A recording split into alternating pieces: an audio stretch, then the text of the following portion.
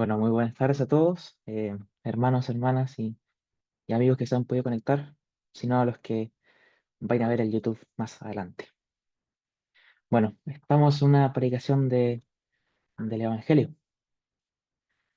Evangelio que no es nuestro mensaje, no son mis palabras, no son las palabras de mi hermano, habla del mensaje de Jesús.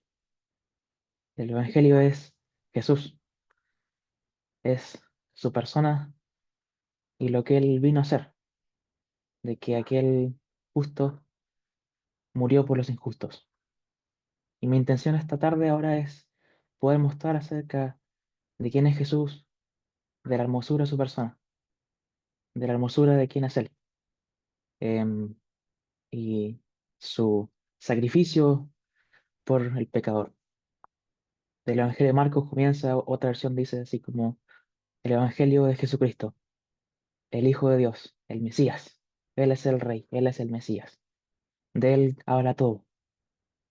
Hay una organización cristiana que me gusta mucho que su ministerio, de su ministerio, su eslogan es que la Biblia es una historia unificada que nos lleva hacia Jesús. Así que la Biblia entera centra su mensaje en el Hijo de Dios y en lo glorioso y hermoso de quién es Él. Bueno, para ello me gustaría que me acompañaran, si no está bien, en el libro de Hebreos. El libro de Hebreos, el capítulo 1, versículo 1 al 4. Quizá ya di algunas pistas, eh, porque este pasaje y el libro entero un poco nos habla de esta supremacía de Jesús. Pasaje bastante conocido, pero no por eso menos importante. Em, Voy a leer una versión diferente, así que si se nos escuchan algo extraño es porque otra versión es la versión NTV. Hebreos 1 dice así: Hace mucho tiempo Dios habló muchas veces y de diversas maneras a nuestros antepasados por medio de los profetas. Y ahora, en estos últimos días, nos ha hablado por medio de su Hijo. Dios le prometió todo al Hijo como herencia, y mediante el Hijo creó el universo. El Hijo irradia la gloria de Dios y expresa el carácter mismo de Dios, y sostiene todo con el gran poder de su palabra. Después de habernos limpiado de nuestros pecados, se sentó en el lugar de honor, a la derecha del majestuoso Dios en el cielo. Esto demuestra que el Hijo es muy superior a los ángeles, así como el nombre que Dios le dio es superior al nombre de ellos. Bueno, quizás como se pueden haber dado cuenta, este pasaje está centrado en la supremacía y en la grandeza de Jesús, el Hijo de Dios. Un poco, solamente para contextualizar un poco el libro, el comienzo de un libro que muchos han expresado como bastante complicado por su idioma original, pero no por eso no vamos a ignorarlo. Entonces, un poco de cómo el libro de Hebreos se introduce en la Biblia, ¿cierto? Es un libro que no sabemos el autor.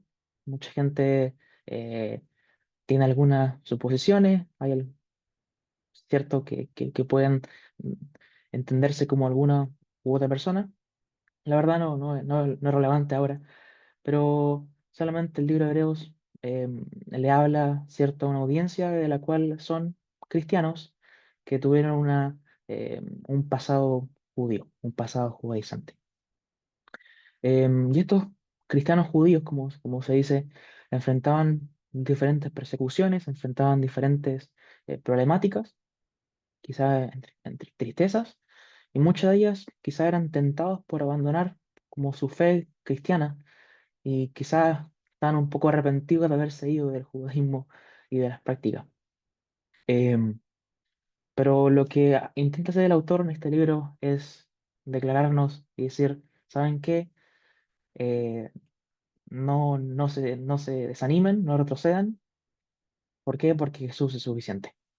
Porque Jesús es supremo a los ángeles, porque Jesús es supremo a Moisés, Jesús es supremo a los antiguos sacrificios, Jesús es supremo eh, a los profetas, Melquisedec, etc. Él nos dice, Jesús es superior a todo.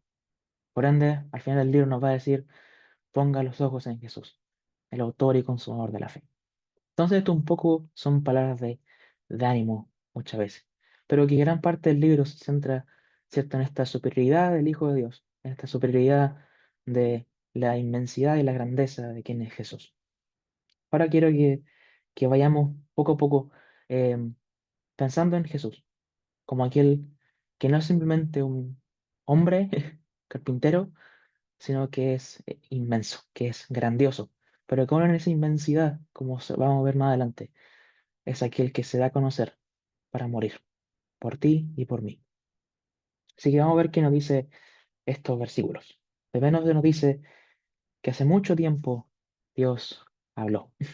Y qué hermoso es pensar en eso, de que Dios habla, de que Dios se ha revelado, de que Dios se ha manifestado. Aquí se nos dice de que habló hace mucho tiempo a los antepasados, ¿cierto? De muchas maneras, de mucho tiempo, por medio de profetas. O sea que Dios no se quedó callado, Dios no se quedó con los brazos cruzados, ignorando lo que pasaba en la humanidad, sino que en el pasado habló. Habló de muchas maneras, se nos dice. Ocupó sueños, visiones, actos poderosos, milagros, revelaciones, a partir de diferentes profetas u hombres de Dios, mujeres de Dios que hayan podido experimentar. Pero sin duda, lo que se nos dice acá es que Dios habló. Y ese es el punto central. Dios habló. Dios se mostró. Pero lo que pasaba anteriormente, o en la antigüedad, con estas antiguas generaciones, era que la revelación de Dios, quizás muchas veces en el Antiguo Testamento, era parcial, quizás no estaba completa, si se puede decir de esa manera. Entonces muchas veces estaba esa incertidumbre en las personas de que no estaba de alguna manera esa revelación plena, porque todo sin duda era una sombra y una imagen que apuntaba hacia Cristo, hacia Jesús. Pero el punto es, Dios habló. Dios habló en el pasado, que la autora se está comparativa diciéndolo, así como su antepasado escucharon o supieron de Dios, ustedes también ahora pueden saber de Dios. ¿Por qué? Porque el siguiente es, Dios habló por medio de su Hijo.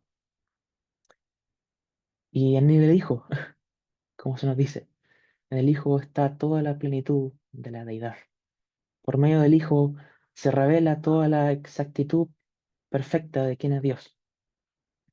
Juan nos dice, y quizás diga muchas cosas del Evangelio de Juan, porque según yo se conectan, eh, eh, de que nos dice él, de que a Dios nadie le vio jamás, pero el unigénito dijo que está en el seno del Padre, él le ha dado a conocer. Así que ahora, en estos días, en estos posteriores días, como dice Hebreos, Dios ha hablado por medio de su Hijo.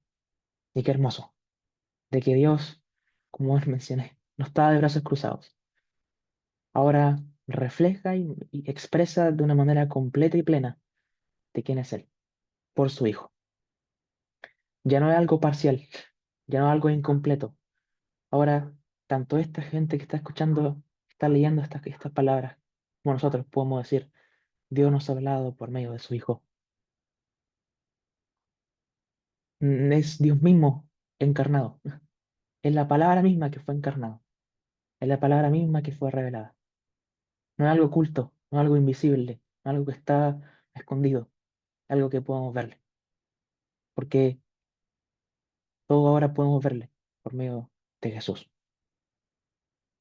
Y ahora el autor sigue, nos dice, Dios habló en el pasado de una manera quizás parcial, fragmentada quizás, pero ahora la revelación es completa, es plena, porque ahora está revelado por medio de su Hijo Jesucristo.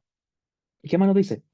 Nos dice que, que el Hijo, ¿cierto?, le dio o es heredero de todo. Aquí el autor va a ocupar diferentes maneras para expresarnos la grandeza y la inmensidad de la persona de Jesús. Primero dice, Él es heredero de todo. O sea, cita un salmo o hace referencia a un salmo que digamos que todo le pertenece, todo vino a Él como por su herencia, todo está y todo a Él lo posee. No posee simplemente la tierra, las personas, no, Él posee todo. Él posee la tierra, las naciones, edades, personas, la historia. Todo le pertenece. Todo le fue dado por herencia, porque Él es la expresión misma de quién es Dios. El Hijo no es simplemente, como mencioné, simplemente un hombre común y corriente. Él es el heredero de todo. Todo le pertenece. Todo es de Él. ¿Qué más nos dice? Nos dice que Él es el creador del universo. O sea, es el creador del tiempo y del espacio, es la idea. O sea, no es simplemente aquel que heredera todas las cosas, aquel que todo le pertenece, sino aquel que influyó en la creación misma de todo. El aquel que eh, fue aquel que estuvo eh, inmerso como eh, en medio de la creación misma de todas las cosas. Nuevamente volvemos a Juan. Todas las cosas por él fueron hechas. Él es el heredero de todo y además Él aquel por el cual el universo fue hecho. Todas las cosas por Él fueron hechas. Él es el creador. Está antes del tiempo, está ante todas las cosas. Jesús es el creador. ¿Qué más nos dice? Nos dice que es el resplandor de la gloria de Dios. Que un poco habla acerca de que digamos que, eh, así como alguien mencionaba, así como los rayos son inseparables del sol, digamos que Jesús es inseparable de la gloria de Dios. Dios refleja toda la gloria de Dios. Nuevamente volvemos a Juan. El verbo se hizo carne y vimos su gloria. O sea, Jesús expresaba de manera plena y perfecta la inmensidad de la gloria de Dios. Esa gloria que en el pasado estaba escondida, esa gloria que en el pasado era imposible de ver, era imposible de presenciar, y que hace que los querubines solamente expresen santo, santo, santo. Es Jesús mismo aquel que se revela. Sigamos avanzando. ¿Qué más nos dice? Nos dice que es la imagen misma de su sustancia. ¿Esto qué quiere decir? De que Jesús, aparte de todo esto, expresa, y la idea expresa el carácter mismo, el carácter exacto de Dios. Jesús es Dios. Expresa de manera plena, sin error, el carácter mismo de Dios. Me gusta como una versión en inglés lo expresaba porque decía de que era como una huella, como la impresión misma, así como cuando alguien hace algo en un computador, por ejemplo, y pues lo van a imprimir, eh, es como prácticamente como esa la idea, como de que no cambia, no hay un cambio en la impresión exacta, en este caso del carácter. De alguna manera nos quiere decir que es así como esto es así, lo más también es así, son iguales, en ese sentido, expresan el carácter igual. ¿Qué más nos dice hablando de Jesús? Nos dice que aparte de expresar, ¿cierto? Hacer esta huella, hacer esta impresión exacta, nos dice aquel que sustenta el universo. Para mí, leer estas cosas como más detenidamente me hace pensar en la inmensidad de Jesús. Aquel que, como el autor menciona detalladamente todo esto, estas cosas, para que solamente nos postremos ante Él. Nos dice que es aquel que sustenta. No solamente aquel que crea, aquel que se le heredó, aquel que es la imagen misma de Dios, o expresa el carácter mismo de Dios, es aquel que sustenta todo con la palabra de su poder. O sea, que no deja todas las cosas ahí como, no, Él tiene todo en su mano. Él hace que todas las cosas funcionen, hace que todas las manijas estén en su posición ideal, en su posición perfecta. Él hace que todo se sostenga activamente. Él hace que todo eh, eh, cumpla su función y siga su rumbo, porque Él es el que sostiene. Él es el sustentador, el que tiene todo en su mano. No, no carga cosas muertas, sino el que sostiene activamente todo lo creado. Tiene todo bajo su control, tiene todo bajo su poder. Y después de estas cinco cosas, que la verdad van todos más que nada de la mano, ¿cierto? Del el, aquel que hereda todas las cosas, que es el creador de igual manera, que es el resplandor de la gloria de Dios, que es la imagen misma de su sustancia, el que sostiene el universo, un poco nos hablan de esta supremacía de Jesús, de esta inmensidad de quién es Él, de esta grandeza de Él, aquel que no es simplemente, como ya mencioné, un simple carpintero, es el Dios todopoderoso, es la expresión misma de Dios, uno con Dios. Pero aquí como que cambia un poco el switch de las cosas. El autor nos está diciendo, miren, Jesús es, no hay otro como Él, en otras palabras. Él está, Él es más que suficiente, porque nos está dando una descripción de la inmensidad de su persona. Pero aquí llega un punto y nos dice, Él es el que efectuó purificación por nuestros pecados. Después está hablando de que aquel que sostiene, aquel que crea, aquel que está en un espacio y tiempo fuera de los otros, que está en una inmensidad impensada o inimaginable, es aquel que lleva purificación de nuestros pecados.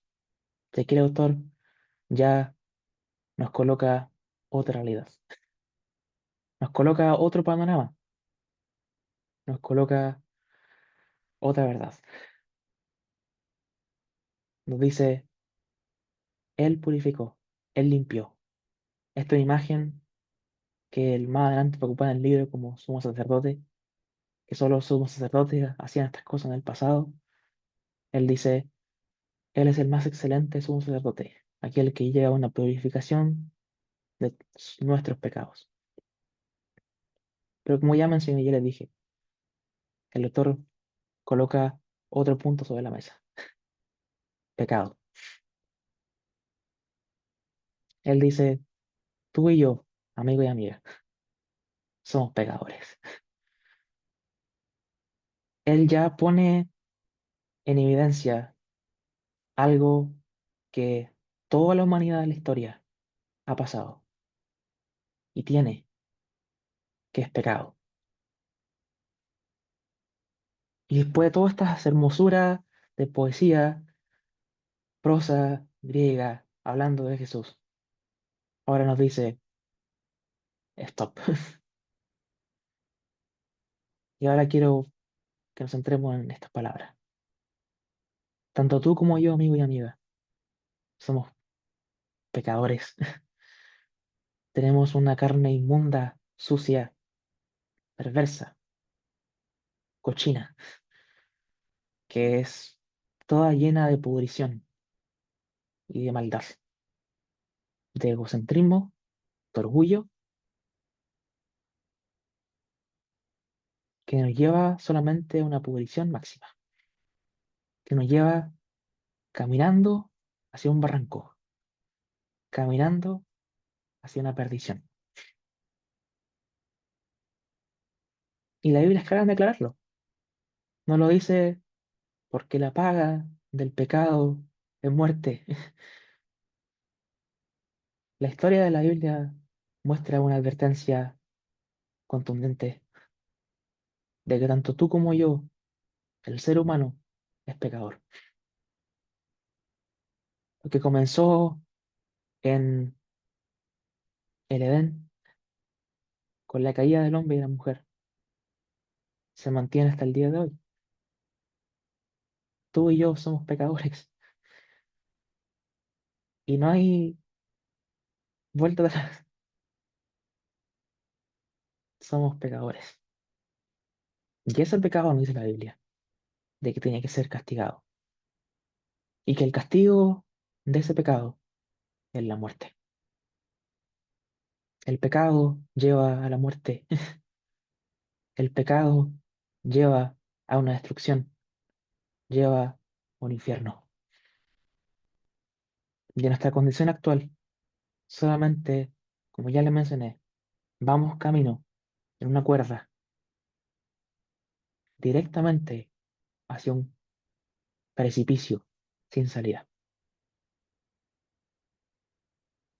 Y es por nuestro pecado, porque somos sucios, porque hemos desobedecido a Dios, hemos desobedecido las palabras de Dios, Le hemos dado la espalda a Dios.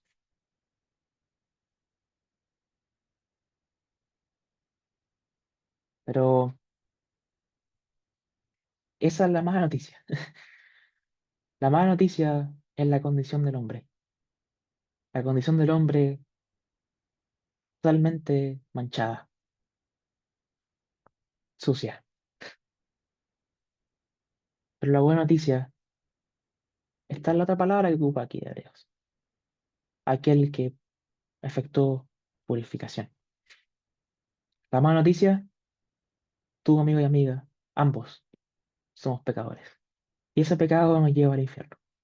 Y ese pecado, lamentablemente, nos lleva a un callejón sin salida. La buena noticia es que este hombre, que es 100% hombre, pero 100% Dios, aquel que es heredero de todo, creador de todo, que es Dios mismo encarnado y revelado, aquel que sostiene todo con la palabra de su poder, nos dice, Él llevó purificación. La buena noticia del Evangelio es, el Dios que se revela es el Dios que viene a salvarnos y a limpiarnos. Pero ¿cómo se lleva esta purificación ahora? ¿Cómo ahora Él efectúa esta purificación? ¿Por arte de magia? ¿Por simplemente hace un chasquido de los dedos y todas las cosas cambian? No, claramente la situación no es así. Jesús vino con la descripción que ya tenemos de Él. Él siempre fue así. No porque ahora lo diga Hebreos, no, Él siempre fue así, de glorioso y perfecto. Pero ese ser perfecto y supremo es el que nace en un pesebre. Y es la dicotomía más grande que existe dentro de todo el panorama del Evangelio. De que el ser más glorioso no vino a ser servido, sino a servir. Que aquel Dios eterno se revela como un siervo sufriente, como alguien que no tenía dónde recostar su cabeza, como alguien que no vino a destruir a las naciones, no alguien que vino a torturarnos, sino que vino a amar, vino a entregar su vida. Y esto pasa en la cruz. La cruz del Calvario nos muestra a Jesús como aquel, como se dijeron los hombres ahí, aquel que ningún mal hizo. Pero aquel que ningún mal hizo fue clavado en un madero, cargando esos pecados perversos que cada uno tenemos, sucios. Jesús los toma, Jesús los coloca en su espalda, los toma y va hacia un madero para Él tomar el castigo de nuestra paz, para Él sufrir el infierno que tú y yo merecíamos. Jesús en la cruz, por amor a ti, por amor a mí, Él va y entrega su vida en rescate por muchos. El mensaje de la Biblia se centra en la cruz de Cristo, de que el Hijo de Dios fue torturado para ampararnos a nosotros. Cantamos a veces en el himnario, em, ahora me olvidé, qué maravillosa tu gran creación. Así. Más oh, cuán asombrosa, oh Dios, tu gran redención. La redención tuya y mía, esa salvación que podemos tener ahora, comienza por Jesús y comienza por aquel que toma tu lugar en la cruz para darte vida. Y ahora, ¿qué hay que hacer? Es lo que manda también el escritor de los Hebreos, a tener fe.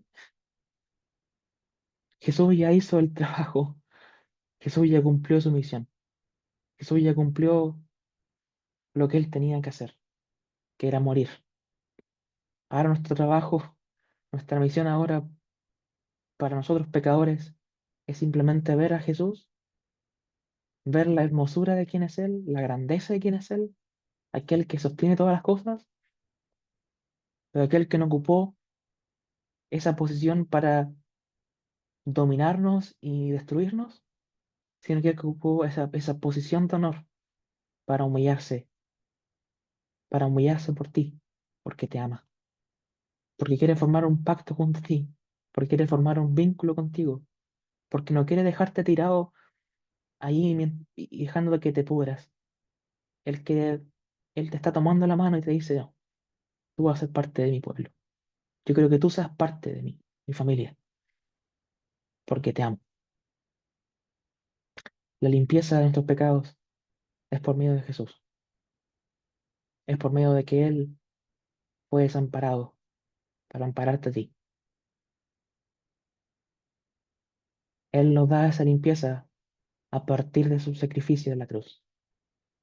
Y es por eso que ahora Él nos dice, el escritor nos dice, Él efectuó esa purificación de nuestros pecados.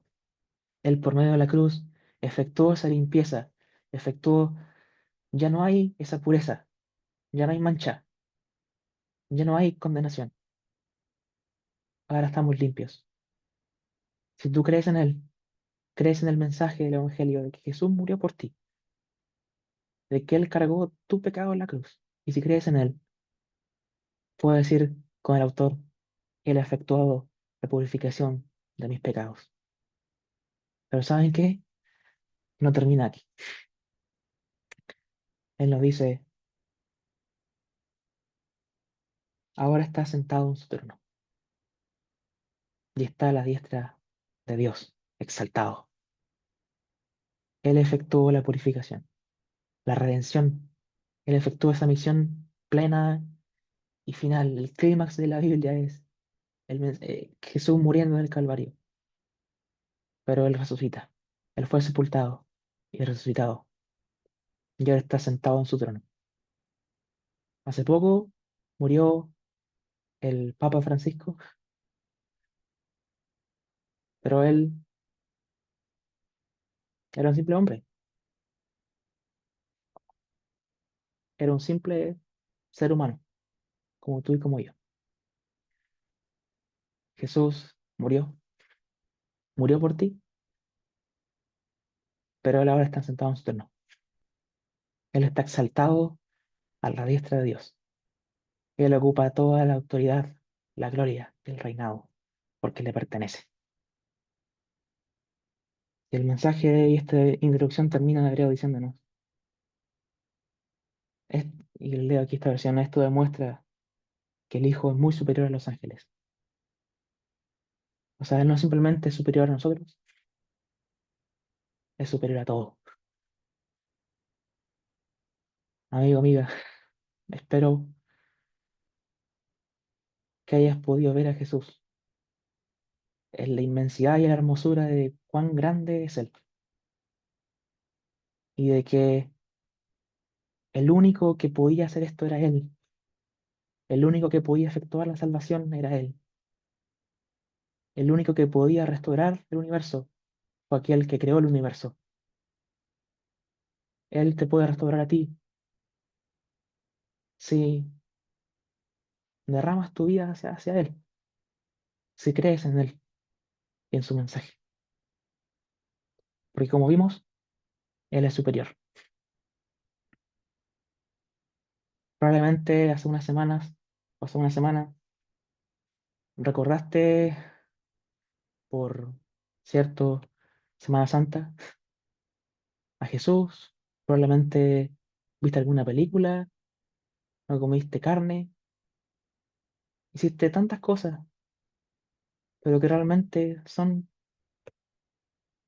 nada, son simplemente acciones vacías. Mi intención ahora es que veas a Jesús como aquel que es superior, aquel que es suficiente, aquel que es glorioso, todopoderoso, que irradia la misma gloria de Dios, es el carácter mismo de Dios, aquel que sostiene todas las cosas y que efectuó su limpieza y que efectuó la purificación del pecado por medio de su sangre. Él fue un sumo sacerdote que no llevó sangre de un animal perfecto. Él fue el sumo sacerdote que llevó su sangre al Calvario. No fue eso una sangre ajena, fue una sangre perfecta, una sangre suficiente para restaurarte de tu vida insuficiente. y mi vida es insuficiente. El Señor es glorioso, Él está en su trono. Y ahora las palabras de Hebreos a nosotros ahora es, pongan la mirada en Él, aferrémonos a Él, vivamos en fe perseverante, viva, porque no hay otro como Él, porque no hay otro más supremo que Él. Espero que también puedas, tu amigo y amiga, ver esta supremacía de Jesús y que Él puede darte un sentido a la vida, porque Él es suficiente. Que el Señor bendiga su palabra.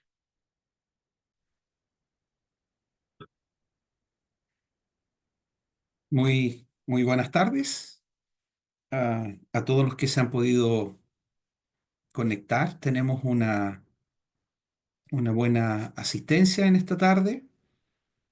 Eh, Creo que hay alrededor de 60 conexiones y pensamos que en algunas pueden haber más de una persona, dos y quizás más. Damos gracias al Señor por cada uno de ustedes que se han podido conectar para escuchar lo que le hemos llamado la predicación del Evangelio. Ya mi hermano Benjamín Uribe, como Andrés dijo, hoy nos tocó a los Uribe. Benjamín ya nos ha leído las escrituras y nos ha presentado el glorioso mensaje del Evangelio.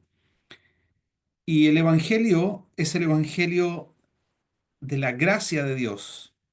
El Evangelio es un mensaje que no es una invención nuestra, ni de mi hermano Benjamín, ni de ninguno de los que estamos aquí conectados, sino es un mensaje que viene de Dios y que lo encontramos en las Escrituras. Y bien hizo mi hermano Benjamín abrir una porción de las Escrituras y leer de ella. Y cuanto más esa porción que nos llevó a meditar, a pensar en aquel glorioso Señor que está por sobre todo lo creado. No solo está por sobre todo lo creado, sino que Él es el origen y el sustentador de todo lo que existe. Gloria a Dios por eso. Pero no tan solo gloria a Dios porque Él es grandioso, sino porque el amor de Dios se ha derramado a través de aquel bendito Hijo de Dios, quien es de la misma naturaleza que Dios. Ya Benjamín mencionaba aquella porción que nos habla de que a Dios nadie le vio jamás, que el unigénito Hijo que está en el seno del Padre le ha dado a conocer y que Él es, es la imagen misma del Dios invisible. Así que la palabra de Dios y el Evangelio nos lleva a Jesús y en esta segunda parte queremos leer acerca de Jesús. Acompáñenme a leer en el Evangelio según Lucas, el capítulo 19. Es es una porción, vamos a leer 10 versículos, y es una porción muy conocida por la gran mayoría de los que tienen algún conocimiento de la palabra de Dios. Dice el versículo 1, vamos a leer los 10 primeros versículos. Habiendo entrado Jesús en Jericó, iba pasando por la ciudad. Y sucedió que un varón llamado Zaqueo, que era jefe de los publicanos y rico, procuraba ver quién era Jesús, pero no podía a causa de la multitud, pues era pequeño de estatura. Y corriendo delante subió a un árbol sicómoro para verle, porque había de pasar por allí. Cuando Jesús llegó a aquel lugar, mirando hacia arriba, le vio y le dijo: Zaqueo, date prisa, desciende, porque hoy es necesario que pose yo en tu casa. Entonces él descendió a prisa y le recibió gozoso. Al ver esto, todos murmuraban diciendo que había entrado a posar con un hombre pecador. Entonces Zaqueo, puesto en pie, dijo al Señor: He aquí, Señor, la mitad de mis bienes doy a los pobres, y si en algo he defraudado a alguno, se lo devuelvo cuadruplicado. Jesús le dijo: Hoy ha venido la salvación a esta casa, por cuanto él también es hijo de Abraham, porque el Hijo del Hombre vino a buscar y a salvar lo que se había perdido. Hasta aquí, por el momento, en esta lectura de la palabra de Dios. En esta porción encontramos uno de los versículos eh, importantes y bastante usado cuando predicamos el Evangelio. Y me refiero al versículo 10, que habla de nuestro Señor, cual el Hijo del Hombre, porque el Hijo del Hombre vino a buscar y a salvar lo que se había perdido. Y cuando leemos aquí acerca de la perdición o lo perdido, siempre pensamos en una oveja descarriada, en una oveja que está, ¿verdad? Se aparta del rebaño y que sale el pastor en busca de ella y que se goza cuando encuentra a esa oveja. Bueno, esta porción nos lleva a meditar, a pensar en que nosotros somos perdidos o estamos perdidos, cual hombres pecadores, y que el buen pastor, que es el Hijo del Hombre, ha venido para buscarnos, para encontrarnos, para rescatarnos, para salvarnos de, en este caso, en relación a nosotros, de una condenación eterna. Así que aquí tenemos una porción. Si usted guarda este versículo y se lo aprende, ya ha albergado en su corazón una importante, un importante versículo de las Escrituras, porque el Hijo del Hombre vino a buscar y a salvar lo que se había perdido. Quizás algunas cosas de esta porción, desde lo más general a lo más particular, desde lo general hasta lo preciso. Eh, este evangelio lo ha escrito Lucas, y llama la atención que Lucas, no estando con el Señor, no oyendo, no siguiendo al Señor, eh, sino que él indaga posteriormente acerca de la vida del Señor, indaga diligentemente, pregunta, escudriña, busca, condensa en lo que tenemos aquí el Evangelio según Lucas. Lucas, después de indagar y buscar diligentemente todo lo que estaba y hablaba de él, nos deja condensado este Evangelio que nosotros estamos leyendo. Y es interesante que en esta búsqueda, en esta condensación de muchas cosas que él indagó y buscó, haya dejado plasmado esta, esta porción que tenemos aquí. Cuando está en el inicio, Lucas le dice que él le ha parecido bien a él poner en orden la historia de las cosas que entre nosotros han sido ciertísimas. Muchas cosas que Lucas indagó, muchas cosas que Lucas investigó, y él quiso ponerlas por orden y las deja plasmadas. Y dice que estas cosas son ciertísimas. Y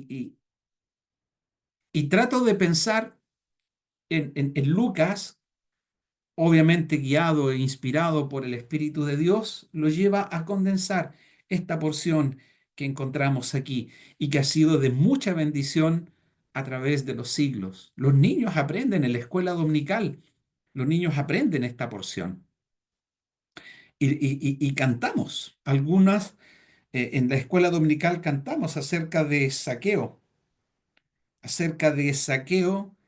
y que él viene a movilizarse para poder conocer a Jesús, y cuando ve a Jesús, entonces él encuentra la mayor de las satisfacciones en su vida. Así que aquí encontramos una historia muy preciosa que hasta los niños la pueden entender. ¿Cuánto más? ¿Cuánto más usted y yo? Eso es lo primero que quería mencionarles, la historia de Zaqueo que lo encontramos en esta porción relatada por Lucas. Y por lo tanto usted puede seguirla y usted puede entenderla. Y no solo seguir la historia, sino lo que a través de esta historia el Espíritu de Dios quiere enseñarnos a nosotros también. Lo segundo tiene que ver con la porción que acabamos de leer en el versículo 1. Dice, habiendo entrado Jesús en Jericó, iba pasando por la ciudad. Aquí ahí tenemos dos cosas interesantes. Primero, Jesús entrando a Jericó. Cuando uno va a una visita a una ciudad y a una ciudad histórica, trata de indagar el origen y algo de la historia de la ciudad, ¿verdad? Y es interesante cómo en la historia de las escrituras se nos habla acerca de Jericó.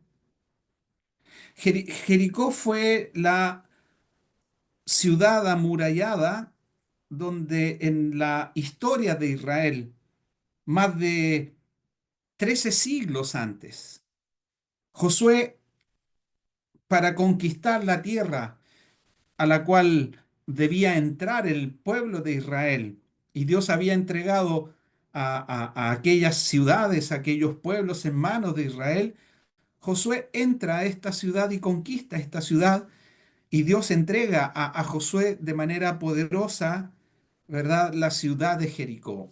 Y después de rodearla 7 días y tocar bocina, las murallas de esta ciudad cayeron y lograron conquistarla, y este fue el inicio de la toma y la conquista de la tierra prometida.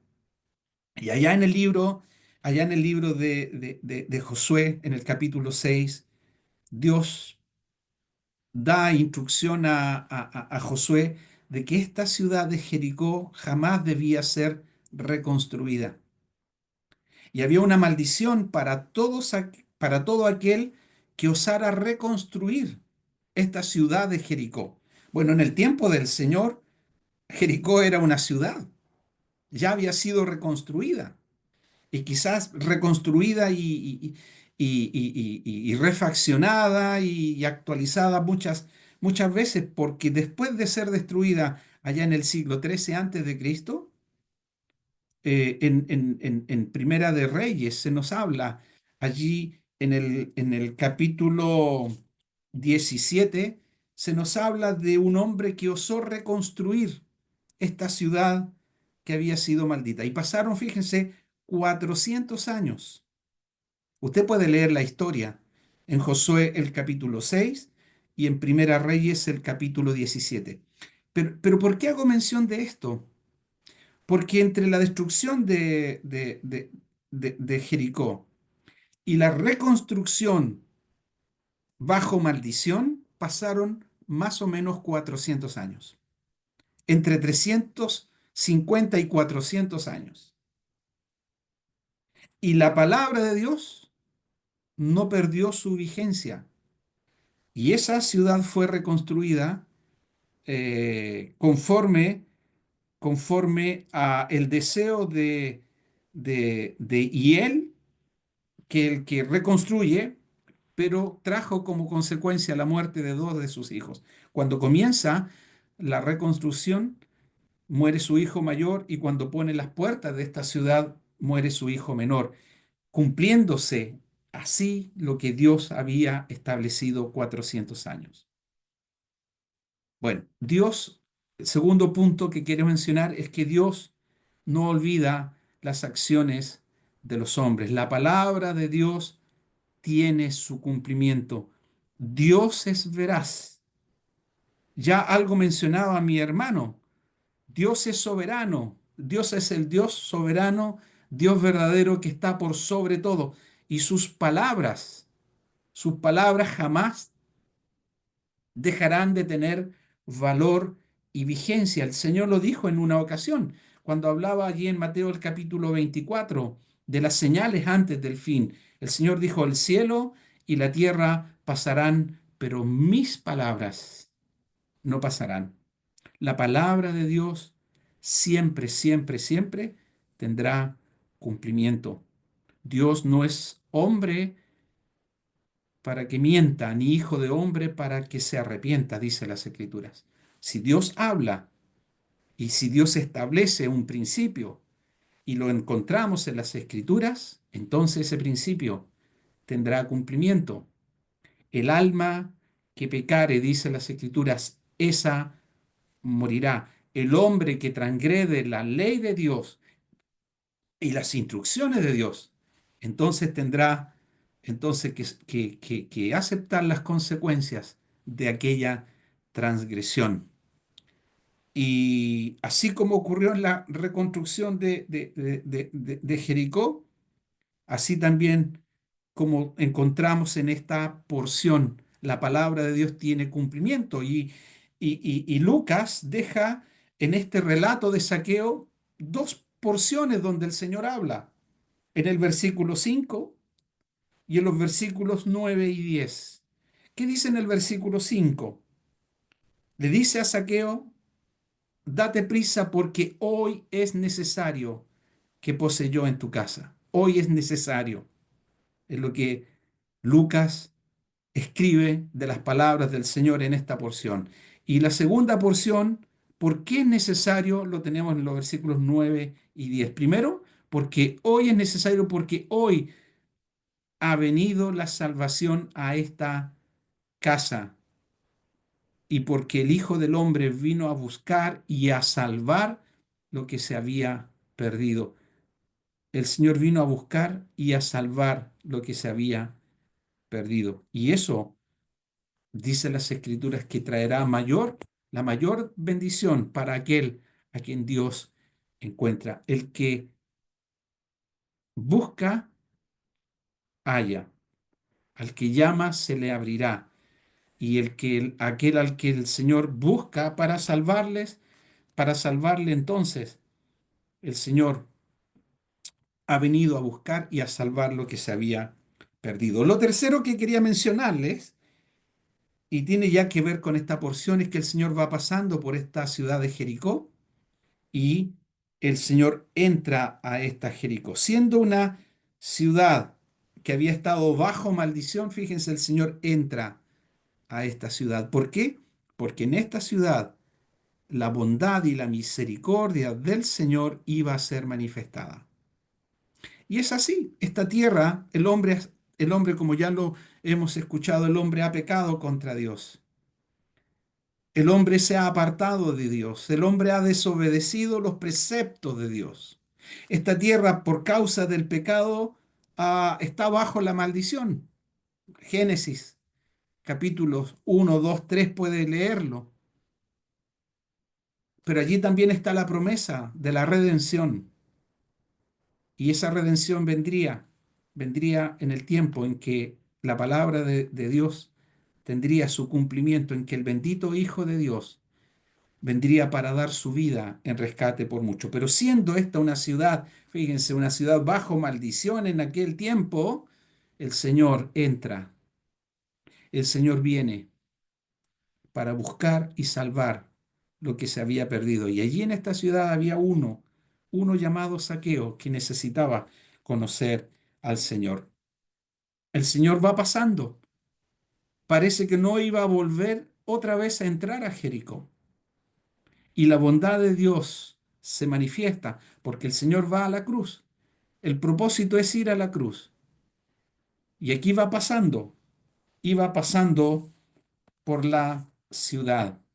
Así que aquí tenemos al bendito Hijo de Dios entrando a esta ciudad de Jericó y le sigue mucha gente.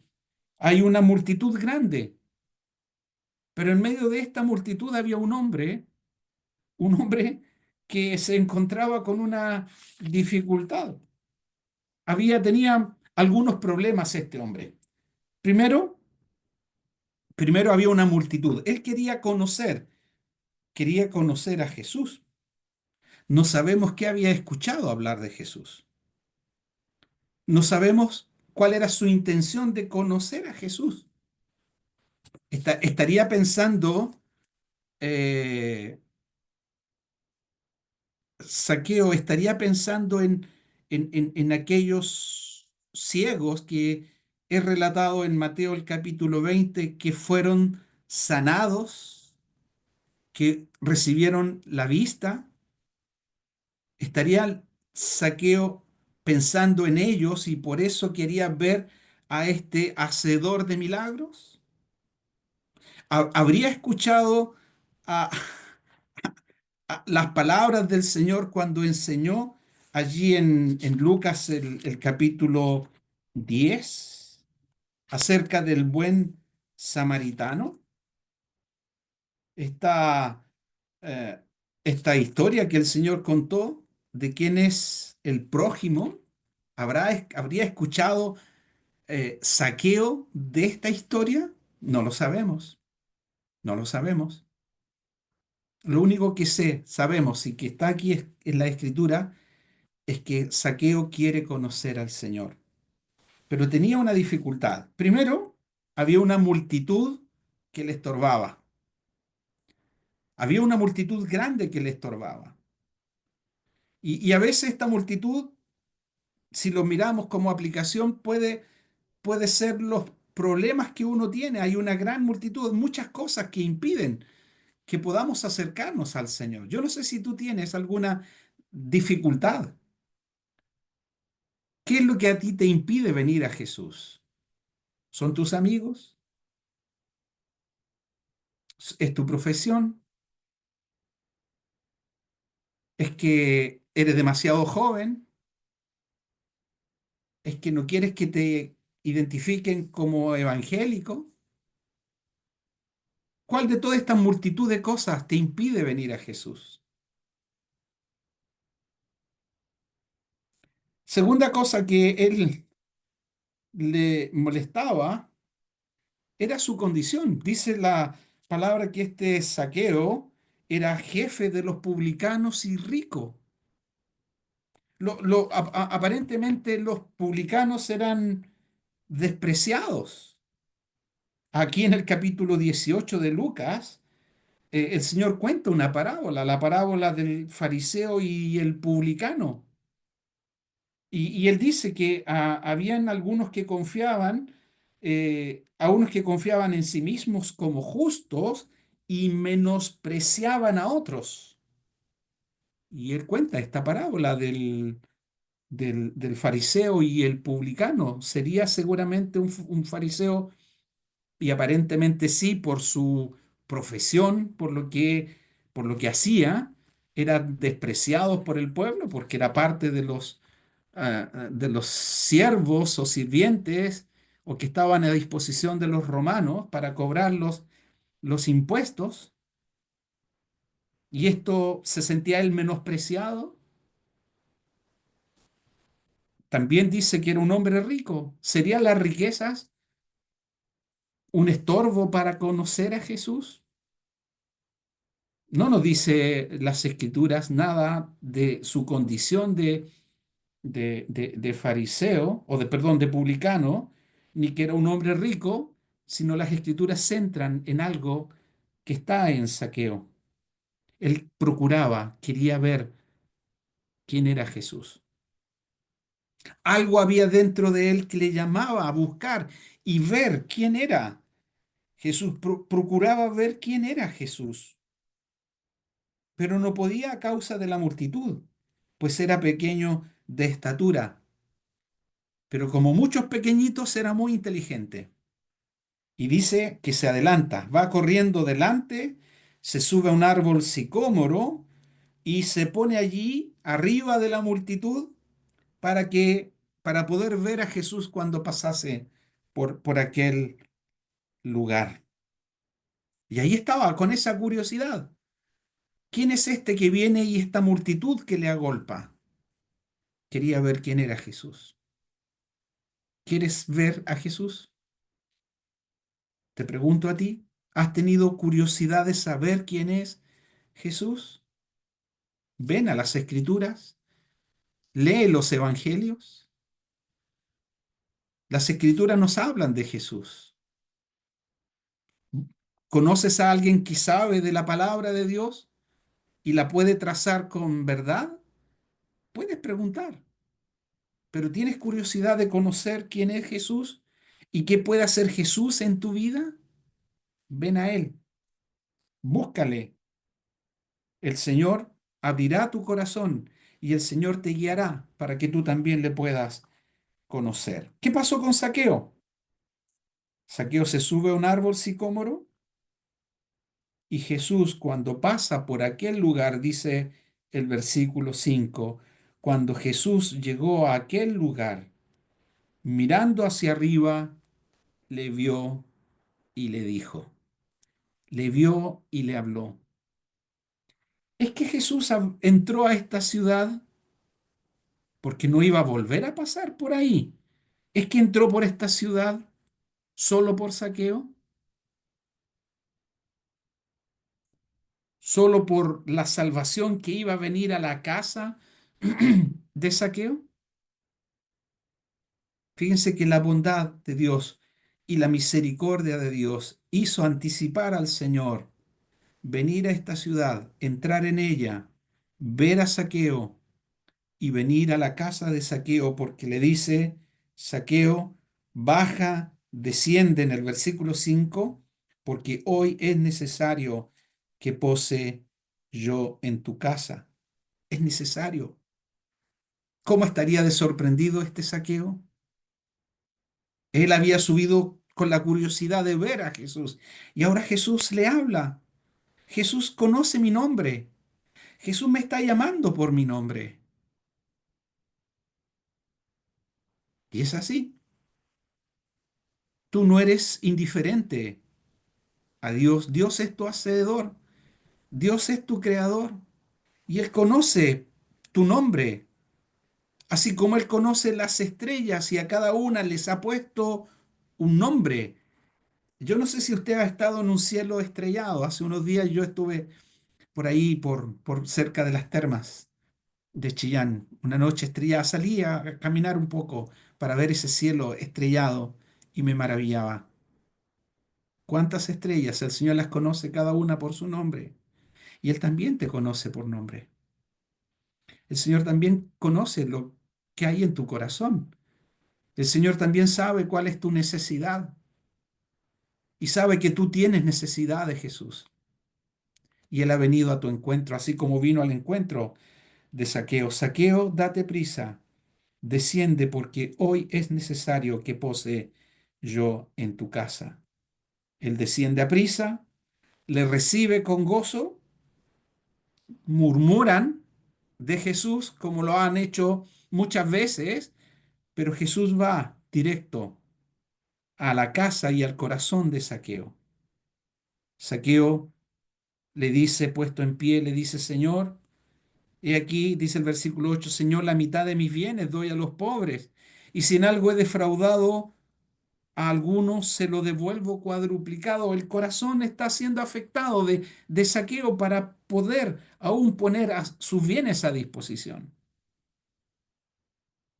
Y Jesús le dijo, hoy ha venido la salvación a esta casa, por cuanto él también es hijo de Abraham. La salvación ha venido a esta casa y Zaqueo es afectado por la presencia del Señor en su vida, quizás por sus palabras, quizás por el recibimiento del Señor Jesús desplegando su misericordia, no importando la multitud, no importando la murmuración.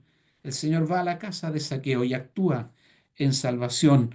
Hoy ha venido la salvación a esta casa y Lucas deja esta porción final que dice, porque el Hijo del Hombre vino a buscar y a salvar lo que se había perdido. Y aquí Lucas termina esta historia. Pero esta historia nos deja enseñanza. El Señor viene pasando por tu vida. El Señor está pasando por tu vida. Y quizás es la única posibilidad u oportunidad que tú tienes de oír y de recibirle. ¿Qué harás con Jesús? ¿Cerrarás tu corazón al llamado del Señor? ¿Le dirás a Jesús en otra ocasión, soy muy joven, tengo muchos planes en mi vida? Ven al Señor. Él, si tú vienes a Él, Él no te echa afuera. Si tú vienes a Él para buscarle y para conocerle, tú le vas a conocer. Puede ser aplicado esta misma porción a tu vida. Hoy ha venido la salvación a tu vida o a esta casa, porque no hay acepción de personas para con Dios. No importa la vida que tú lleves, no importa la vida que tú tengas. El amor de Dios es suficiente para limpiar tus pecados. Él muere en una cruz para resolver el tema del pecado. Y el versículo 10 dice, porque el Hijo del Hombre ha venido a buscar y salvar lo que se había perdido. Y tú estás perdido. Si tú estás en tus pecados, tú estás perdido, vas rumbo a condenación, estás expuesto a una condenación eterna. Pero el amor de Dios es suficiente. La luz de Jesús es suficiente. La persona de Cristo es suficiente. Su muerte en la cruz es suficiente para perdonar tus pecados y limpiarte de toda maldad. Cree en el Señor Jesucristo y serás salvo. Que el Señor bendiga la palabra de Dios en tu vida y vamos a orar para terminar. Nuestro Dios y Padre bendito, te damos gracias por la doble presentación del Evangelio. Gracias por lo que encontramos en las Escrituras, porque todo aquel que invocar el nombre del Señor será salvo, porque todo aquel que cree en Él tiene vida eterna. Pero el que rehúsa creer no verá la vida, sino que la ira de Dios está sobre él. Señor, queremos que esta palabra pueda ser recibida en el corazón de los oyentes, que podamos contemplar a aquel que es Dios glorioso y misericordioso, aquel que es tardo para la ira, pero grande en misericordia y verdad, que no tendrá por, por inocente al culpable, pero que ha muerto en el Señor en la cruz para perdonar los pecados de todos aquellos que en Él creen. Señor, dejamos esta porción, doble presentación del Evangelio en los oídos y que tu palabra llegue al corazón de nuestros amigos y que sean convictos de pecado y vengan al Señor en busca de salvación. Te damos gracias, Padre. Queremos que tú bendigas esta reunión en el nombre de nuestro Señor Jesucristo. Amén.